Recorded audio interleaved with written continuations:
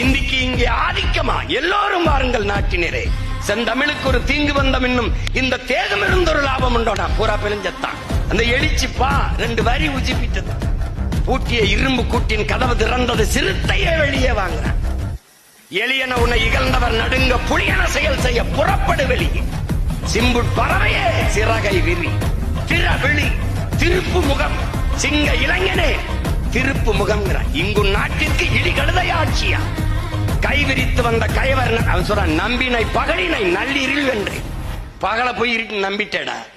கைவிரித்து வந்த கைவர் நம்மிடை பொய் விரித்து நம் புலன்கள் மறைத்து நமக்குள்ள உரிமாய் தமக்கென்பார் எனில், வழி வழி வந்த உன் மரத்தனம் எங்கே, மொழிப்பற்றெங்கே விழிப்புற்று எழு. இகழ்ச்சி நேர்ந்தால் இறப்போம் என்றும் புகழ்ச்சியையும் போனாம் என்றும் வையா வாண்ட வண்டமில் மரவே உன் கையெழுப்பை காட்ட எழுங்கிறான். 1 விழ 9 எழுவோம் அல்ல, நாம் 1 விழ 1 கோடியாக எழுவோம்.